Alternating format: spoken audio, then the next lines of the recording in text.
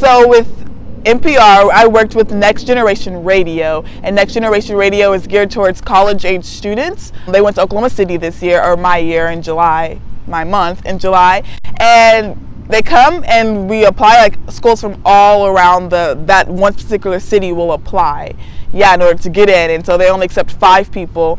The project that we had to produce was a multimedia story, and we found this amazing subject who works for Curbside Chronicle. Curbside Chronicle is a magazine that caters to the homeless and the low income, and so they are able to sell the magazine for $2, minimum $2, instead of panhandling. So they're getting business background, they have something for their resume that they are a part of, and not only that, they eventually make enough money that they can have housing, and so then after that they save up and now they get a car, and then they can use Curbside Chronicle as a reference and get another job. So it just kind of builds and builds and builds. The vendor that I interviewed actually was featured in one of the magazines. Marquise Benningfield is his name, and this guy, he moved to Oklahoma City from Tulsa actually to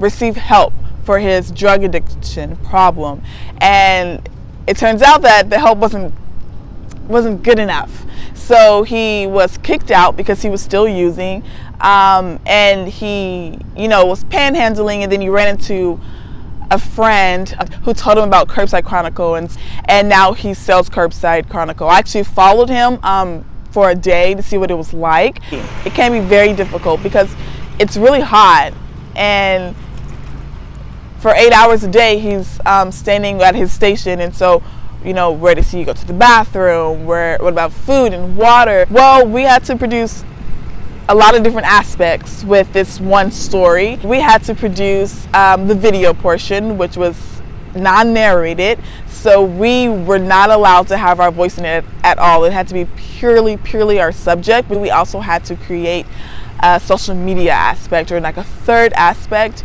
and so I went with a photo journal. So one of the things that I learned was to work together, and how what I was including was interesting for everyone and not just for me, not just because I spent time with this person speaking with them, but because it was actually interesting. Is this news? Is this newsworthy? Why are people interested in this? Why should people be interested in this? And will they?